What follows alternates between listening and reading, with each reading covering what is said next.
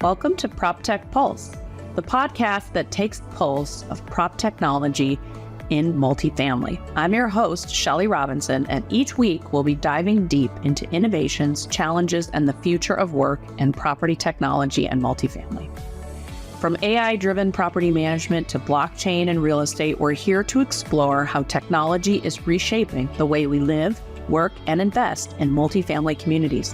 Whether you're a property manager, a tech entrepreneur, an executive, or even simply curious about the future of living spaces, PropTech Pulse is your weekly dose of insights and inspiration. So let's sync our rhythms and get on with the show. It's time to take the pulse. Welcome to PropTech Pulse. Today I have Emiel Bril with Vendor PM. Welcome to the podcast. Thank you, Shelly. So glad we get to have this conversation today, and thank you for your time. To kick things off, we want to let our guests know that they should stick around to the very end because you have a really exciting announcement to share, and I'm really looking forward to hearing more about that. And to start the conversation today, can you kind of give our guests a brief background about yourself and kind of your current role? Yeah, I'd be happy to. So I'll kind of start at the current moment in time, and I'll share a little bit more about the story that led us to that moment in time. Because, quite frankly, I think people care a lot more about why you do something versus what you do. So I like to share the why behind it.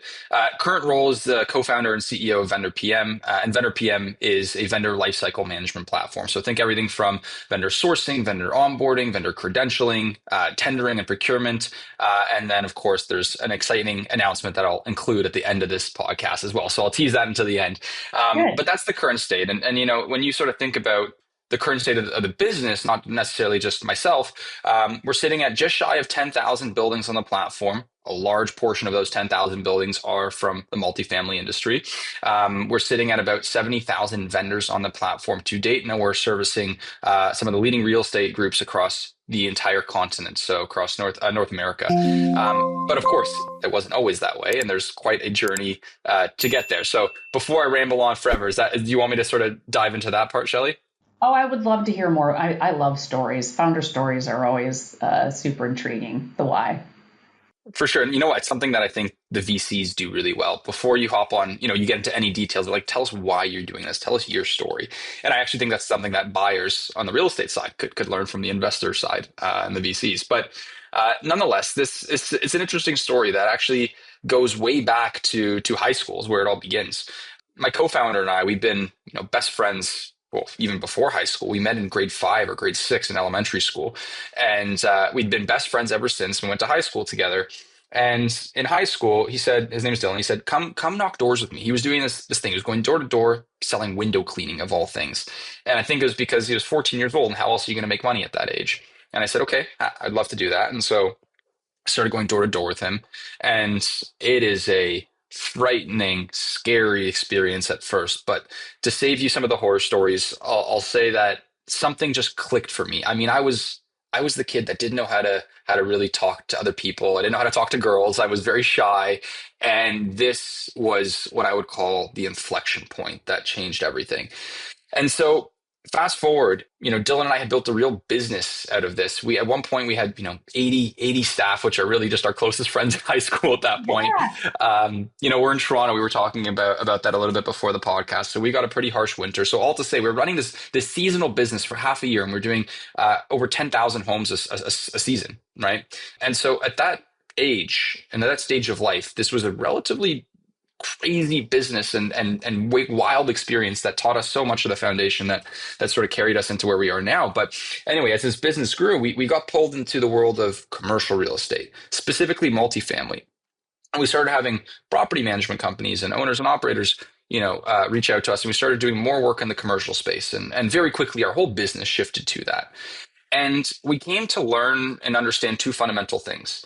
One is that the amount of money that property management companies spend on service vendors in particular, I think everyone knows it's a big industry. I genuinely don't think everyone knows just how big. It's over $600 billion a year in North America alone, number one. Number two is the way in which vendors and building managers work together. It is just painfully antiquated. And, fortunately, despite real estate being, behind, relatively speaking, when it comes to technology, relative to the rest of the world, I think that we're starting to wake up to the opportunities that exist. And it's clear to a lot of the industry that the vendor life cycle is such an incredible area that is poised for disruption, that is tied into so many workflows. So there's so many opportunities from an efficiency standpoint. We talked about the dollars associated. There's a lot of money to be saved and made on that front. Yeah. And so that really brought us to where we are today. But the last thing I'll add to that is, as we got started with Vendor PM over 5 years ago, the mission and the vision has remained true to this date, which is to modernize the way that vendors and building managers work together. The way in which we have brought that vision to life has grossly evolved over time. And that is, I won't get into those details just yet unless you want me to, but it's largely a function of always challenging every assumption that you have, always assuming that you are the dumbest in the room, and just listening, like asking dumb questions and listening to everything that your customers, your prospects are telling you. And just having that strong opinions that are loosely held. And so the market, their true needs of the market guide you to where you need to go. That's the long answer, but I hope that was helpful for you and the listeners. No, I love the story of your business in high school and being entrepreneurial from the start. And it sounds like you were experiencing the pain as a vendor as well as you're trying to scale this business. And so, on that founder's story, did you have earlier experiences as a vendor that gave you a unique perspective on the challenges that property managers are facing? And really, when we say property managers, we mean like the companies and the whole corporate structure around those property management companies. Yeah, let me tell you a very, very quick story that highlights sort of some of these aha moments. And then I'll dive into sort of some of the more, what are the insights that you can extrapolate from that? Yeah. You know, I've seen it before where let's say you have a management company, a large management company, they manage a lot of buildings, and they're working with vendor X. Vendor X could literally be getting sued at one of the sites for any number of reasons. Okay. So Yeah. let's just say that you have vendor X at building A. Okay. Yeah. And then there's a building down the street also managed by that company. And that same vendor X just won a purchase order to do work at that property. How is that even possible? Right. I'm just going to come out and say it because we all know it, but our industry, especially on the vendor side, is riddled with, we'll call it professional bribes and envelopes and so on and so forth. And a lot of the reality is that this is a very antiquated way of doing business. And there are so many opportunities to evolve this. So what are some of the insights? Well, the fact that you have misaligned incentives, right? So ultimately, you've got this decentralized purchasing at the site level where ultimately property manager could take advantage of the corporation's money or the residents' money, whatever it might be, for their own personal gain. I think that you need some degree of governance over the way this money is being spent, right? That's insight number one. Number two is that situation where you could be getting sued at one site, but win a purchase order at the other site. Like that's just a pure, yes, you could relate that back to governance, but that's just a pure lack of data and visibility conversation, right? And then as a vendor, let's just talk about my personal experiences outside of those that I observed beyond my own. You have situations where you're winning buildings and work left, right, and center as a service vendor. And and again, it could all be within the same management company. Every single manager is asking you for the same documents to be onboarded. Even if you're already onboarded, then you see the same things over and over again. Yeah. The bidding process in particular was painfully antiquated. And quite frankly, it did not make sense to me that you could win $1 million contract by, responding to an email with like the sort of like loosely held scope of work. And it just was like the process just didn't make sense. Like we're in 2025 now. And I think people, whether you're a consumer or business, you just have an expectation for the way that things need to be done. And then you look at an industry that's transacting $600 billion a year. And you're just like, there's such a misalignment here. And so ultimately the insights to me was that there's ways to do this way more efficiently for both the vendors and the PMs. There's ways to drive so many more dollar savings by simply not even centralizing purchasing in all cases, but rather just having proper visibility, governance, removing redundant activities, so on and so forth. And lastly, just I think the amount of times that the word data is probably thrown around on your podcast is a testament to the fact that there's so much value in the governance, visibility, and ultimately the data that you can extract, layer on AI on top of that. And there's some really powerful things you could do in a very underserved part of the industry. Agreed. Do you, as a founder and kind of building the teams that you're building, you know, and you mentioned listening to your clients as well. Is that kind of the feedback you got in your early clients and with your team that they wanted this to be solved for them so that even property managers had visibility into what they could and couldn't use as vendors, or kind of some of those aha moments or insights from your team and your first clients? Yeah. So let me kind of similar to how I answered your first question. Let me sort of give a very clear, concise understanding of what is vendor PM, Yeah. and then sort of those aha moments that led us to being in that state. So again, vendor PM is vendor lifecycle management, right? The So whole users use side, right? exactly, and that is key because there are credentialing tools out there, there's bidding tools out there, there's contract management tools out there, there's marketplaces out there, but everything that your customers or our customers are telling us is like, we don't want four logins to do what one workflow, one login should do. So that's exactly what we've built. We are the only platform that does this from end to end. So Okay. pragmatically, in practical terms, someone logs into vendor PM. They're using that to find their vendor. They're using that to onboard that vendor. We are handling all of the document collection and verification. Think like COIs, health and safety, licensing, W-9s, workers' comp, list goes on, right? Yep. Then they've onboarded all of their vendors. The vendors are all compliant and approved. They're running all of their tenders, their RFQs and RFPs through vendor PM. And then again, there's a component to that. The next step that is what we're going to announce at the end of this podcast so that this becomes a complete, thorough, end-to-end workflow, exactly as you alluded to. So that's where we are today. The aha moments. I think I can actually boil it down to one key learning, but that wasn't obvious in the moment. It's only obvious in hindsight. Yeah. When we started vendor PM with the same mission and vision we have today, the way in which we built the first iteration of vendor PM, it was a marketplace that connects vendors and property managers with a bidding tool. So that was the way in which they could engage, right? Yeah. But that was the core, a marketplace. And through listening to our users and our customers, what became crystal clear is that this is such a relational industry. And the value to source new vendors is nice. That comes in handy sometimes, but that's not the need to have. You're not going to have a champion at some of the largest real estate groups like go to the C-suite and say, we need to purchase this because we need to source new vendors. That's not their burning absolute pain point, right? That's not such a dire need to have. What is a need to have, given how relational this industry is and given the state of this dynamic between vendors and property managers, is tools that better enable you to work with your existing vendors, right?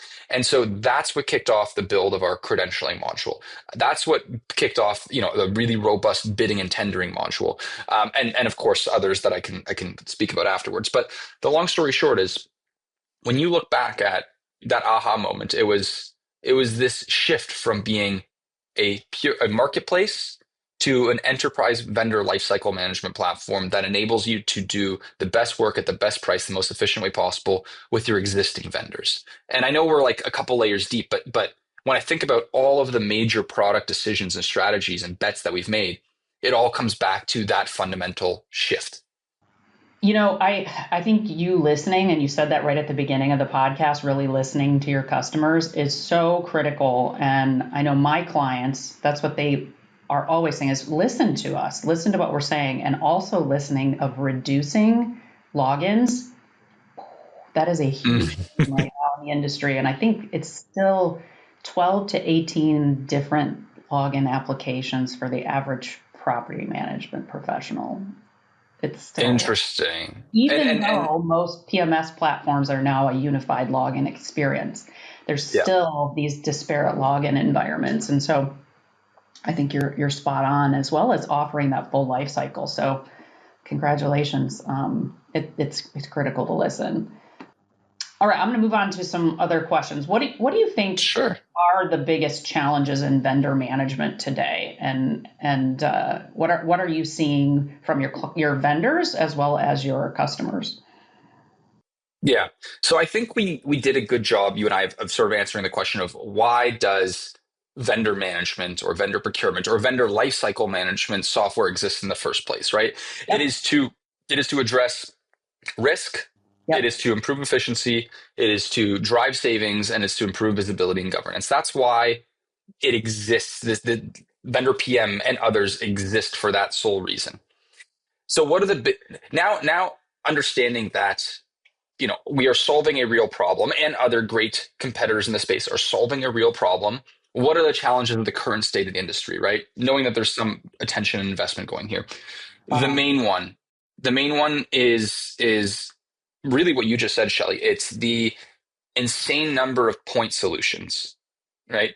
So why don't I just sort of cut to the chase of what we're also going to be announcing here? Vendor PM, in order to become your full vendor lifecycle management platform, is building and is going to be releasing in the next 2 weeks our contract management module. And oh. so right. And so the reason why that matters is, again, now imagine you're a user. You use vendor PM to onboard the vendor. Vendor PM is the platform and the service that gets that vendor compliant, all the credentialing and so on and so forth. You run your tender through vendor PM. That tender closes, you award, and now you upload that contract in vendor PM. It's the place where all the contracts are stored. AI is obviously pulling out all the key information. Everything is stored and organized efficiently. And then you have AI that's also going to be driving, saving, cost optimization, saving, and centralized opportunities. So again, it's how can we listen to the market, understand what they need us to build so that we can consolidate their tech stack and ideally wipe out at least 2 or 3 logins with one and have that be vendor PM integrate seamlessly into their ERP. So that's number one is simply there are too many point solutions, Yep. and that's not our industry has made it clear that's not what they want. The second is a general acceptance of the status quo. It still is remarkable how you could have, let's just say, I'll speak from my personal experience. I hope I'm not sharing too much here, but it's remarkable how you could have, an entire group of individuals at an organization, build a business case and say, we need vendor PM for XYZ reasons, right? And they take it to whoever needs to approve, and that individual goes, nope, we've been doing it the same way for 30 years, and guess what? We're still in business, so it's good enough, right? We don't need to spend any money here. We don't need to spend any of our time or attention here. And I think that I don't need to beat a dead horse. I think anybody listening to your podcast is, of course, when you think of the adoption curve, likely on that sort of first half, they're early adopters or innovators, even the early majority, and they Yeah. understand that the status quo is not going to be what wins you business in the future and allows you to thrive in the future. So to summarize it, I think it's this. The biggest challenges are this general acceptance of status quo, which is not unique to vendor management or vendor lifecycle management, and of course just this aggregate of point solutions, and vendor PM being the only player that's offering everything from credentialing, procurement, and contract management. Contract management's a huge problem. And Yeah. your statement of that comfort level of things being the status quo. I always think of that song in the '80s. Give me a pain that I'm used to. And Yeah. we do. There are many topics in the industry right now where there's so much opportunity to actually solve. The technology is there now. The ability to simplify is there now. So I love that you're focusing on simplification and really offering a full end-to-end solution. And do you think sometimes those making the decisions aren't living in the day-to-day pain? And so it's so important to have those decision makers get into the weeds with the people living in that day-to-day pain so that they can solve those problems. It's actually a very interesting question, and I'm going to ask you something similar if you don't mind afterwards, because I really do value your opinion on this. But to answer your question first, I think that is a big part of it, and I think that the dynamic that clearly outlines this, that makes this brutally honest, obvious, is when you look at the dynamic that exists between an asset owner and a third party management company, right? So if you are talking to an asset owner about things like vendor lifecycle management, the typical response is, well, we hire a property management company to do that, right? Yeah. Like yeah, it's their problem actually to figure, right? And so yeah, I think because they're so far removed from the pains, and I just think because they're so far removed from the pains, they don't understand just how much opportunity there is to save money, save time, and so on and so forth, right? it kind of ties into a deeper answer, which is that I think it all comes back to incentives, and incentives are derived from money, and money is a function in our world of asset values and net operating income. I'm not necessarily saying that's the correct way to evaluate it. I don't even think that's how a lot of the stakeholders in our industry think, but it is how, for the most part, incentives are created. It's via capital structures and the way those capital structures are allocated, and you have incentives that are aligned as a result of that. If there were, structures in place that simply just through following the money, that allowed for incentives of those making decisions, whether it's that those removed from the pain or those feeling the pain directly, I think that you would have a world where technology is adopted at such a significantly higher rate. And if you look at other industries outside of real estate, why are they so much farther ahead when it comes to technology adoption, technology innovation? And it's because a lot of the times those incentives tied right back to where the money is flowing is adequately aligned. It's that simple, right? We're talking about a physical asset that's valued off its net operating income and the asset value. I think you're spot on. And this is a topic I think we could have a whole panel on here talking about. It's a good idea for later. I'm going to move into some future in the bottle questions with you. And my listening audience tends to really like these. What do you think are the top three things you see changing in the next 5 years in PropTech and, both commercial and multifamily housing? There's the very obvious answer that all your listeners are probably tired of hearing, which is AI. However, where my mind outside of, I'm always thinking about vendor PM, but sometimes when you have 5 minutes, shower thoughts where your mind sort of goes elsewhere, right? I think that I don't think that there's enough conversation or a deep enough appreciation for what a world where, super intelligence and robotics truly intersect. And so when we're talking about what does that world look like when you have, incredibly intelligent AI and robotics, the hardware intersecting, how does that actually show up in the world of real estate and specifically multifamily? I, I mean, like the opportunities are absolutely endless. You just think about things like, your security, your mail and concierge, like your little, handyman fixes. Even, and I know this might sound extreme, but things are changing quickly. Even think about it solely from a social component, right? Let's say that you've got a community of more elderly residents, right? And Yeah. let's say that there's generally speaking a loneliness problem, and we know that to be true across the world, not just amongst the elderly. That is something that could very well be solved with the intersection of AI and robotics. Now, it's a question of, morally and ethically, is that correct? Is that the right way to solve this problem? Is it inevitable just due to the progress and the intersection of AI and robotics? These are all larger ethical and philosophical questions I think that need to be asked and answered. However, I think that when I think about the future and just the inevitable progress, keyword inevitable, that our world is hurtling down to, maybe real estate is slower to adopt as we've seen with other just other trends. However, I do think the intersection of AI and robotics is something that needs to be thoroughly understood because it's coming fast. It is coming fast. And I think that goes back to we're all, like you said, the industry's like AI, AI, AI. And I think there's been what I call, it reminds me of the mystery meat of when digital advertising first started, right? There's not a lot of clarity and understanding, and people are trying to get up to speed, and it's not their wheelhouse or their area of focus day to day if you're a CFO or you're a chief operating officer. But you have to get your arms around it or hire the right people who have their arms around it and can really lead that front at the organization in the industry. So, Shelly, I assume that a lot of your network and the people that you interview are the buyers, they're the real estate companies, right? Do you believe that they are properly equipped both from a talent personnel perspective or just a general knowledge and education perspective when it comes to everything that we're talking about here?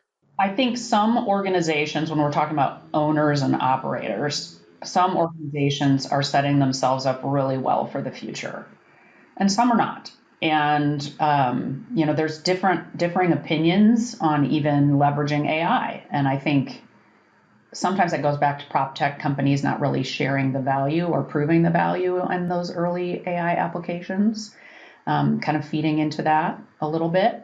But centralization, or the word centralization is even overused, but really trying to optimize the current workforce with the current capabilities and technology is really what I think centralization is. A lot of companies are investing in that, and so I think that's you've got people with artificial intelligence in their background, or heads of technology in their background. So I think those companies are poising themselves well for the future, piloting and innovating constantly, and having a culture that does that. And then there's others that just haven't even started. So Yeah. I think those will be left behind rather quickly from an efficiency and a return on investment, and realizing those return on investment. But there's a lot of clients asking questions, or surrounding themselves with talent that can answer those questions. Yeah, 100%. I think that's a great summary. I think that painting our industry with a generalized brush here is not fair. You definitely see some very talented people and some very forward-thinking companies that maybe they don't have a clear path, but they know that they need to know it to understand it and educate themselves. You know, Yeah. I think that part of the challenge though is when you think about the brightest minds in technology and AI, have we, again, coming back to incentives, has the real estate industry created incentives that align with those brightest minds and talent? Like, why should some of the brightest minds and talent in AI and robotics dedicate their time and focus to real estate? And I think that that is both on the prop tech companies, but ultimately the real estate companies that fuel the prop tech companies to create an environment where incentives are aligned, and this is where you get that talent, because that's the only way that you're going to move the needle forward. I could talk to you about this topic all day. I started writing a series on LinkedIn too about, that we're getting really bright minds into the industry that are not from multifamily, but you kind of have to Yes. marry it together, right? There's wisdom in the industry expertise, and there's wisdom in the outside expertise, and marrying that together to me is like a 1-2 punch for ultimate success. And we need Yeah. a lot more of that partnership going on. On that note, shameless plug for a moment. We actually started a podcast series that's hosted by Vendor PM. It's called Voices of PropTech, and Oh, uh, good. we're about to release an episode with Scott Evans. I don't know if that name sounds familiar, but he was a C-suite at Related Group, and within the technology space. And he never came from the real estate world. He came from the retail world and Yeah. e-commerce world. And man, his insights are refreshing. And not because we don't have people at that level of intelligence in our industry. We Sure. 100% do. But Yeah. he just has exposure to a unique set of experiences, and he brings those into real estate. And I think we always talk about how close knit and small of an industry it is, and that totally has benefits. But I think it's like a lot of us are born. I'm born and raised in this industry. I've never done anything else, because when I was a vendor, I was servicing this industry and only this industry. Yeah. So I do. You're completely right. I don't know how we do it necessarily. We need to align the incentives, but I think that would be incredibly beneficial for the multifamily industry. There are some unique groups starting to rise up in the industry too. RETC was at NMHC last week, and they're really assembling like a group that's really looking at innovation, really best practices, best in breed. I love seeing that kind of collaboration going on in the industry, where they're bringing in all kinds of different minds and different experiences. I've been in multifamily forever myself, and know that that has its benefits as well as its limitations. And we all make each other better, right? I think this is a really great conversation today. We kind of went into AI a little bit. You know, we talked about robotics. I think we can kind of go past that one. What do you think are the biggest challenges in adopting new technologies in multifamily properties? What do you run into with your clients? What works, what doesn't work? I think that there needs to be, well, okay, so sort of what I've seen. Let me start across the board, and then I'll sort of funnel it into what I see with vendor PM. But across the board, I just think that because prop tech companies are dealing with real estate companies, well, what is that? That's a B2B relationship, It right? is. But who's the end user? Most of the time, it's a consumer, it's your Yeah. resident. Yeah. And so I think that this comes back, I love how when these things come full circle, this kind of comes back to the list, just purely listening and understanding. Yeah. Should you be listening to the property manager, or should you be listening to the resident? Well, the answer is both, but you're probably just listening to the property manager. I think that specific to multifamily, I just think that there's sometimes this over time, I don't know, you build, habitual behaviors or whatever it might be that you forget that this is ultimately a B2C business, not a B2B business. And with that comes, decisions in your product and your customer success and your sale. All the whole business gets built around these cultures and these philosophies. And so ultimately, I think it's just this remembering that at its core, who is your client? It's the resident, right? And I think that's fundamental. They're paying all of us ultimately because they're paying rent, you know? Exactly. They Yeah. And so are. that's what you need to service and keep happy. Yeah, 100%. Now, in the world of vendor PM, we don't interact with the resident or the tenant, right? We are interacting solely with the property managers and the vendors. So, what challenges are we facing? I think that I think I can label the two challenges as quote unquote legacy, and the reason I say that is as follows. Number one is, listen, in order for vendor PM to be of value, you need data to put into vendor PM, your vendors, your buildings, all the contracts, all these information, right? And it's almost shocking how the state of this data. It is like we have a team dedicated to simply helping our customers take that data out, clean it, organize it, and ultimately get in a state that it's actually usable. It shocks me the state of the data. And then two is I think this is common for any prop tech company, but you look at the adoption curve, right? That adoption curve is true both at a buyer level and at a user level. So think of it like within the industry, you've got your innovators, your early adopters, your early majority, late majority, so on and so forth. Yeah. But that's a microcosm of that bell curve exists within every single real estate company. So let's say you're onboarding 100 users. Within those 100 users, and I understand it, I empathize with it. There's going to be late adopters, the late majority that have been doing this job for 30 years the same way. And now all of a sudden their head office is telling them you need to use technology to do A, B, and C. And look, I mean, we've got such an incredible customer success team. I wish I could shout out all of them on this podcast, but like we have we go the extra mile for those users because I understand like it must be frustrating. You've done something the same way your whole life and now you're being told you need to do it differently. And unfortunately, look, at the end of the day, the only way you're going to do it is if it actually makes your life better and adds value. And so that's part of, I'll learn through the listening component, but like that's part of why we've built vendor PM in a way that you're not, you don't need to wait 6 months to get an ROI to get value. Like you get value very, very quickly in the platform. And I think that is what helps drive that adoption of the later parts of that adoption curve, of that bell curve. Yeah. So forgive my rambling, but it is Oh. a something I think about quite often.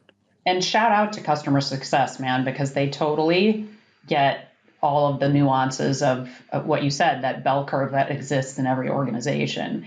Something that Yes. I've often recommended to my clients too is that if you have pilot programs, and you should, is to make that part of the career path of growth for each of your people in your pilot programs. And that when we're marrying back incentives, aligning incentives, because it creates stickiness to that person's growth and development for their career. And there's lots of people who Yeah. want to grow in their career. So get involved in our pilot program, be part of innovation. It's part of your career growth. It aligns the incentive to it. And then I always say, dangle some extra incentives in there for people who help you get that early adoption done in your multifamily organization as well. Yeah. When we think about our product strategy and our product vision, and then even our go to market and our customer success, like one of the questions we're always asking is, how is this going to get this person promoted? Right? Like, think of it this way.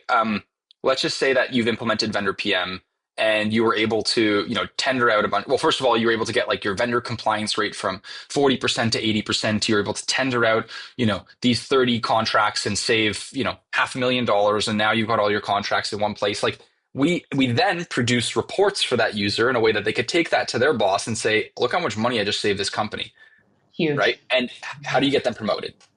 That's really, really insightful. And there's so much room in efficiency creating through your life cycle with vendors as well. I can think of rebates. I can think of so many different things that come to mind. So Are you looking um, for a job, Shelly?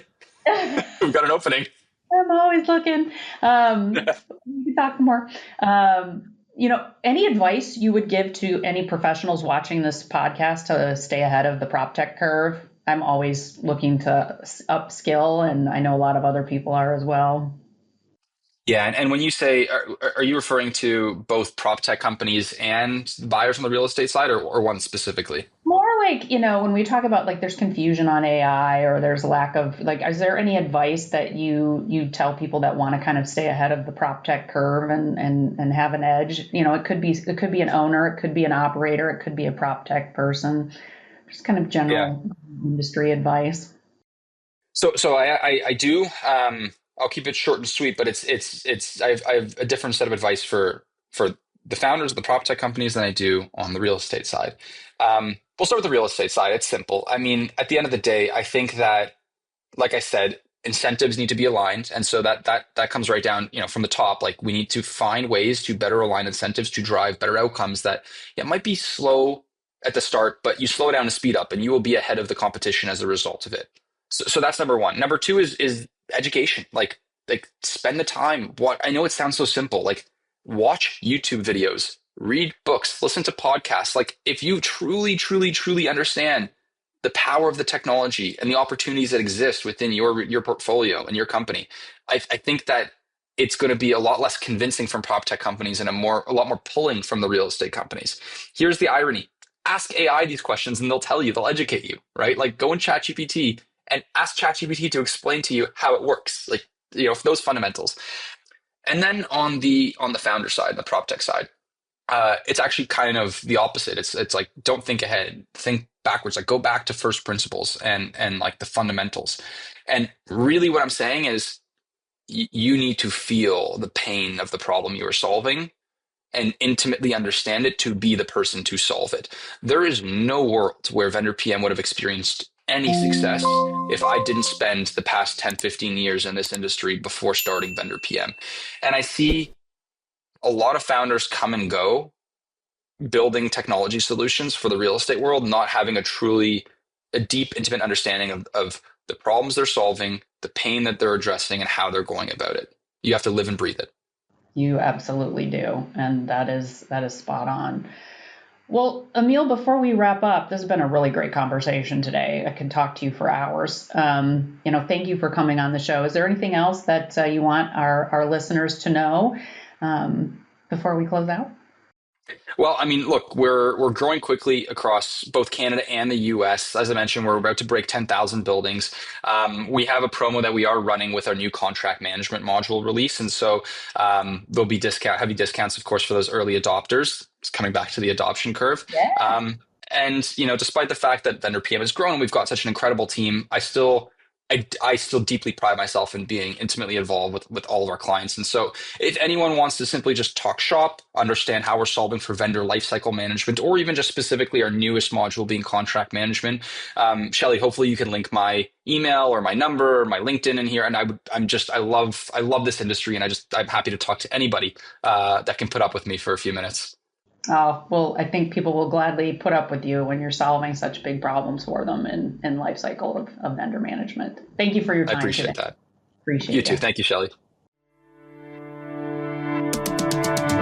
And that wraps up another episode of PropTech Pulse. I hope this conversation has given you valuable insights and perhaps even sparked some ideas for your own PropTech journey. Remember, the future of multifamily is being written right now with every technological advance and innovative solution. So stay curious, stay connected, and keep your finger on the pulse of PropTech. If you enjoyed this episode, please subscribe to PropTech Pulse on your favorite podcast platform and share this along with your colleagues. You can also find us on social media for bite-sized insights and updates. I'm Shelly Robinson, and until next time, let's keep innovating, disrupting, and keep pushing the boundaries of what's possible in PropTech and multifamily. Let's build it together.